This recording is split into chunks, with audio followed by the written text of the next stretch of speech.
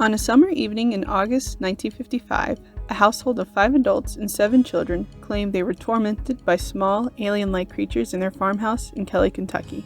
They spent 4 hours shooting at short, dark figures that popped up in doorways and peered through windows. This event would later become known as the Little Green Men of Kelly. For part 2 of our 2-part Kentucky road trip, we wanted to make a stop in Kelly, Kentucky, and learn a little bit more about the story and legend and see where it all took place. We started off with a stop at the Kelly Station Park and Community Center, which is home of the Little Green Men Days Festival, with the replica spaceship being the focal point of the park.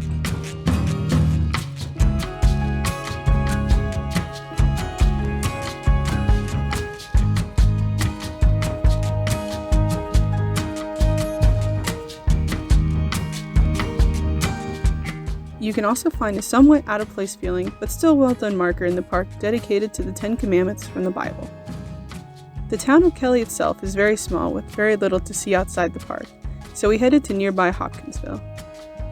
We stopped at the Woodshed Barbecue restaurant on the way into town for an early dinner.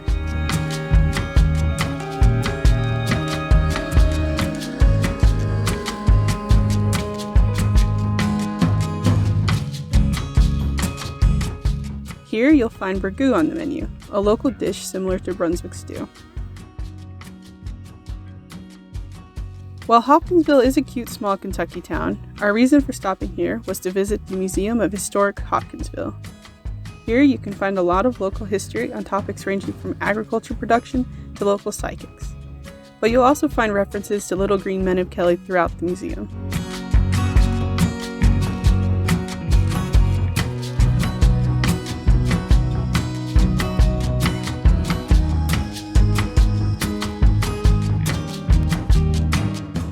While the museum only spans one room, they have managed to showcase many interesting elements of local history. One of the more unique exhibits was on Edgar Cayce, a psychic best known as the Sleeping Prophet, and father of the holistic medicine. He first started developing his psychic abilities as a child while growing up in Hopkinsville. The exhibit contains some of his personal belongings. Throughout the museum, you'll notice small references to the Little Green Men while you browse the exhibits, with one exhibit retelling the story in comic form.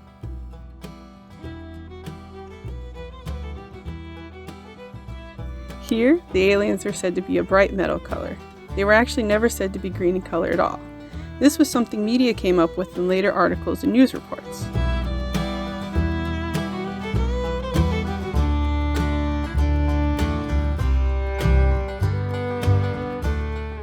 You'll find alien-themed souvenirs till your heart's content in the museum gift shop as well.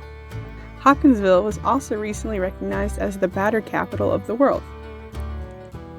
Our next stop was Elkton, Kentucky, which isn't related to the Little Green Men of Kelly's story, but is still a nice little town to stop in. Along the way, we stopped at the Jefferson Davis Monument. This mini Washington monument marks the birthplace of Jefferson Davis.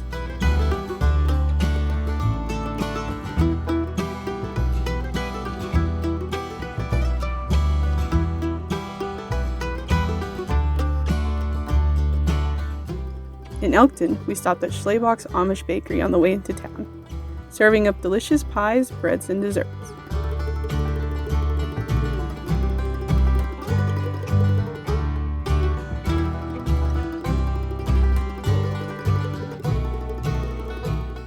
In the Elkton Town Square, we stopped at the L&R Soda Fountain for some ice cream.